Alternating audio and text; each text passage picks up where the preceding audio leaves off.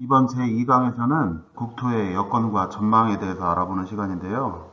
국토의 균형 발전, 정주 여건의 조건, 인구의 감소 및 저성장, 스마트 기술 활용, 국가 성장 동력 창출 등 여러 가지 내용들이 있으니 다음부터 한번 짚어보도록 하겠습니다.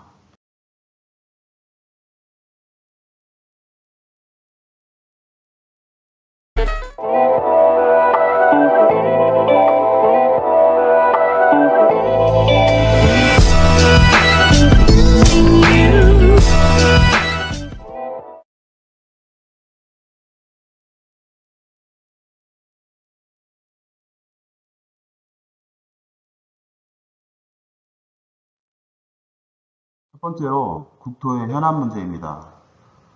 격차, 부조화, 단절 등을 국토 현안 문제로 인식한다고 국민의식조사에서 2018년 조사되었고요. 올해 전문가들은 격차 부분에 60.2%를 공감하고 부조화에서는 29.1%를 공감하고 단절 부분은 6.8% 순으로 응답하였습니다.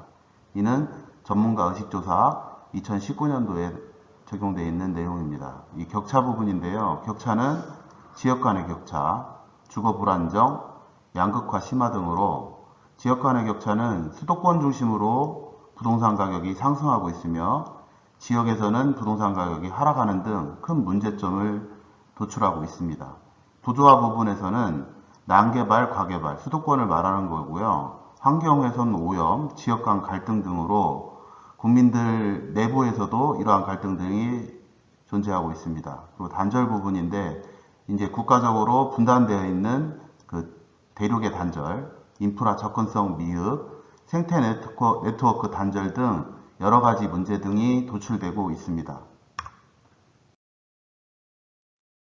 여건 변화와 국토의 영향입니다.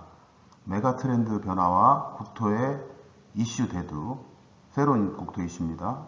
이 메가트렌드라는 내용은 생소하실 텐데요.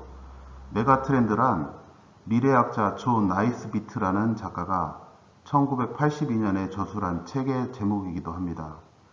이 책이 사회적, 문화적, 경제적 흐름들을 이끌어내거나 새로운 방향을 제시하는 듯 사회적 반향으로 인기를 끌었었는데요. 현대사회에서 일어나고 있는 거대한 조류가 메가트렌드라고 이 책의 저자는 정의하고 있습니다. 그럼 참고적으로 알아보신 메가트렌드의 내용이고요. 이 메가트렌드의 내용으로 세부 사항들이 기술되어 있습니다. 인구 감소와 인구 구조의 변화, 저성장 추세와 양극화의 심화, 기후 변화와 환경 문제, 기술 혁신과 지능화, 사회 가치의 다원화, 행정 정책 여건의 변화 등으로 이러한 메가 트렌드의 영향을 받아서 국토에 이런 영향을 주고 있는 것입니다. 국토에는 어떠한 영향을 주고 있는지 간략하게 보시면 국토 공간 구조가 변화되고 있습니다. 이는 인구의 수도권으로 집중되는 현상을 만들었고요. 지방의 노령 인구의 증가 등 구조적으로 큰 변화가 일어나고 있습니다. 국토 이용 방식의 변화. 국토 이용 방식이 바뀌어야 할 때입니다. 도시 산업화, 도시화의 집중으로 양극화가 빠르게 진행되고 있습니다. 국토 정책 추진 거버넌스의 변화. 이 거버넌스라는 말은 일반적으로 과거의 일방적인 정부 주도적 경향에서 벗어나 정부, 기업, 비정부 기구 등 다양한 행위자가 공동의 관심사에 대한 네트워크를 구축하여 문제를 해결하는 새로운 국정 운영 방식을 말합니다. 인구 감소와 국토 공간의 구조 변화입니다. 저출산, 고령화로 인한 인구 감소 지역이 2040년 전 국토의 52.9%로 전망하고 있습니다. 이는 표를 보고서도 알 수 있는데요. 장래 인구 전망, 총인구 및 인구 성장률을 보시면 1960년도 2천만 명이 조금 넘는 인구에서 현재 5천만 명 이상으로 인구가 증가되었습니다. 이러한 인구 증가 추세는 2020년이 넘는 28년까지는 최고의 인구 5,100 94만 명을 기록하고 이후부터는 계속 감소할 것으로 예상되고 있습니다. 이로 인해 생산 가능 인구 연령 구조의 전망도 밝지 않습니다. 지금 2017년 기준으로 이러한 분포가 진행되고 있으나 2050년까지 15세에서 24세는 계속 줄어들고 25세에서 49세 또한 많이 줄어드는 경향을 보실 수 있습니다. 요령인구 50세에서 64세는 변동이 거의 없는 것으로 볼 수 있고요. 연령별 인구 구성비 전망을 보면 더 암울합니다. 저출산으로 인해서 인구는 계속 줄어들고 있는 경향을 보이고요. 15세에서 64세 또한 계속 줄어드는 경향이 보입니다. 그리고 65세 이상은 계속 늘고 있는 도표를 보실 수 있고요. 40년 인구 증감 지역 이 지도를 보시면 인구가 증가할 수 있는 지역은 경기도권역으로 이렇게 분포되고 있고요. 나머지 지역은 인구 감소 지역으로 대부분 전라남북도 지역과 경상남북도 지역에서는 감소가 이루어질 것으로 예상됩니다. 한 가지 참고적으로 보실 내용은 서울 지역이 파란색으로 지금 표시되어 있는데요. 지금 집값 상승 등 수도권으로 집값이 상승되고 있으나 서울 지역은 집값이 빠질 것으로 예상되어 보입니다. 수도권 위성도시 중심으로는 빨간색을 분포하면서 인구가 증가할 것으로 예상이 되고요. 서울 지역은 인구가 감소될 것으로 예상되므로 현재 집값 상승은 상당히 많은 거품이 존재하는 등 위험성이 있다고 판단됩니다. 저성장 고착화와 인프라의 노후화에 대한 내용입니다. 산업화, 도시화 시대에 집중 건설된 인프라의 노후화 가속화 전망인데요. 이러한 내용을 집중적으로 공부를 하시다 보면 또 새로운 투자 포인트를 만들 수가 있습니다. 노후 인프라에 대한 적기 대응으로 국가 경쟁력과 국민 안전 기반 확보가 필요하다는 내용입니다. 노후 시설물의 전망으로 보시면 2014년 이러한 포지션에서 2030년까지는 이러한 포지션으로 바뀌는 것을 보실 수가 있고요. 노후 산업단지 전망을 보시면 1960년도에는 노후된 산업단지가 25.7%, 1990년대에는 30%였으나 2020년을 통과하면서부터는 40% 이상으로 급증할 것으로 보입니다. 이러한 노후 산업단지 전망을 보게 되시면 산업 중심의 도시 재생 사업이 필요한 시점으로 보이고 노후 산업단지를 중점적으로 공부하고 도시지역으로 편입된 산업단지의 개발을 눈여겨보시면 투자의 한 포인트를 가져가실 수 있을 것 같습니다. 기후변화와 국민안전 건강 관심이 증대되고 있다는 내용입니다. 기후변화로 인한 재취약 지역의 증가와 새로운 환경 이슈가 대두되고 있습니다. 환경 위험 요인으로는 미세먼지가 가장 많은 포인트를 차지하고 있고요. 방사능, 유해화학 물질 순으로 통계청에서 조사되고 있습니다. 한반도의 평균 기온은 1980년도에서 2010년까지는 11도 선에서 2011년부터 2040년까지는 12.5도로 상승될 예정입니다. 지구 온난화가 가속화되고 있는 시점입니다. 기후변화에 따른 피해 비용 전망을 보시면 2020년에는 0.31% 정도의 돈이 지불되고 있으나 GDP 대비 2050년에는 0.59%로 많은 포션을 차지하시는 걸 보실 수 있습니다. 홍수 취약 지역인데요. 이렇게 동해안 근처로 홍수가 집중되고 있는 것을 보실 수 있고요. 폭염 취약 지역은 서해안 중심, 그 다음에 내륙 중심으로 보실 수 있고요. 해수면 상승은 바닷가 중심으로 이루어지고 있습니다. 이 해수면 상승은 지구 온난화로 인해서 북극, 남극의 빙하가 녹고 있어 해수면 상승에 많은 영향을 미치고 있습니다. 그 인식 변화에 대한 도표도 보시면 기후변화, 유해화학물질, 방사능, 미세먼지, 농약, 화학 비료, 수돗물 이렇게 해서 보실 수가 있고요. 미세먼지는 중국발 영향을 받아서 서해안 중심으로 많은 피해를 입고 계시는 것을 보실 수 있습니다.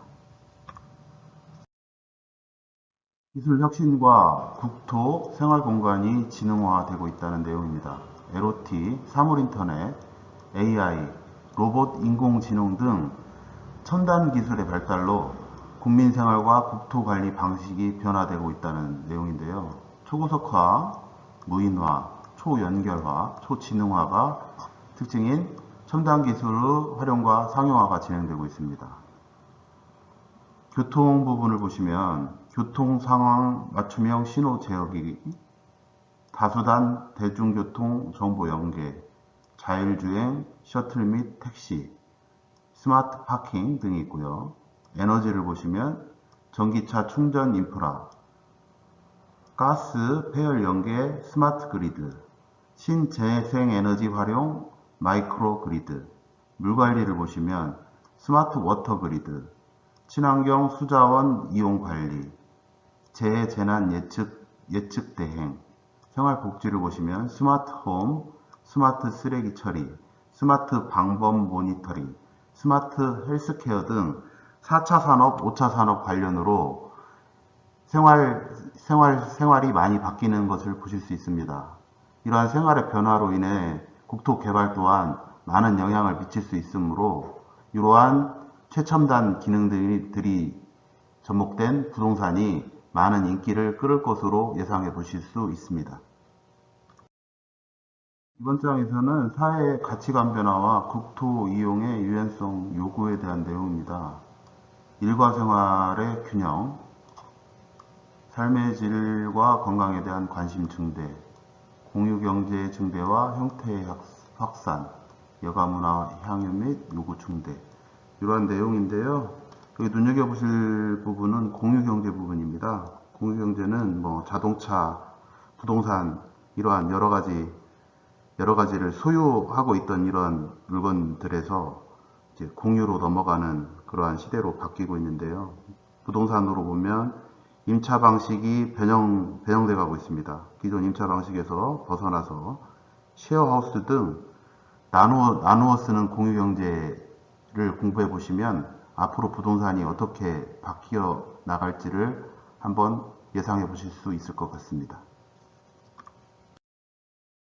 국토 정책의 거버넌스 다양합니다. 국민, 지자체, 주변 국가 등 정책 주체의 참여 협력과 경쟁이 심화되고 있습니다. 현재 사회가 고도화 전문화되면서 중앙주도적 국가 발전 전략의 한계가 지금 도출되고 있고요. 그래서 국토정책 추진 방식의 대전환이 불가피한 상황입니다. 그래서 보시면 자치 분권, 재정 분권, 이 분권화하고 있고요. 정부에서도 분권화 정책을 쓰고 있고, 참여 부분으로 계획 수립에 일반 국민들이 참여하고, 마찬가지로 이 정책 등의 개인과 기업들이 참여할 수 있는 여러 가지 참여의 방법을 제공하려고 하고 있습니다. 또한 중앙지방 간 협력을 하고, 그 다음에 지역과 연계해서 또 협력할 수 있고, 남북한 및 주변 국가와 협력을 해서 국가 정책을 새로이 마련해야 되는 그러한 시점이 도출된 것입니다. 앞서 말씀드린 여러 가지 정책의 내용들을 최종적으로 정리한 것입니다. 향후에 이제 국토 계획 이슈와 과제인데요. 국토 균형 발전 체감도 제고와 자율적 지역 발전 기반을 강화해야 되고, 인간다운 삶과 품격 있고 건강한 정주 여건을 조성하며 인구 감소, 저성장에 대한 국토 정책이 대응되어야 하며 스마트 기술 기반의 국토 이용 관리 대응 체계를 마련해야 되고, 미래 국가 성장력 창출 및 새로운 거버넌스 체계를 운영해야 된다는 내용입니다. 향후 20년 후에는 우리의 이제 국토가 위기를 맞고 있습니다. 위기의 국토입니다. 인구가 감소하고 있고 저성장하고 있으며 기후가 급격히 변화하고 있습니다. 이러한 것을 해결하기 위해서 기술 혁신, 가치 변화, 행정 변화 등을 일으켜서 새로운 20년의 국토를 만들어 보자는 그런 계획인 것 같습니다. 오늘은 국토 여건과 전망에 대하여 알아보았습니다. 저성장, 저출산, 노령화, 산업 인프라의 노후화 등 구조적 문제가 발생되고 있습니다. 이러한 사항에서 눈여겨보셔야 할 점은 노령화에 관련된 산업 및 부동산들과 스마트 기술에 관한 부동산을 접목한 건축물, 공유 경제로서의 변화에 따른 부동산 공급의 변화 등에 발빠르게 대처해야 될 때입니다. 이상으로 이번 강의를 마치겠습니다. 꼭 구독, 좋아요 눌러주시고 다음 강의에서 뵙겠습니다. 항상 건강하세요. 감사합니다.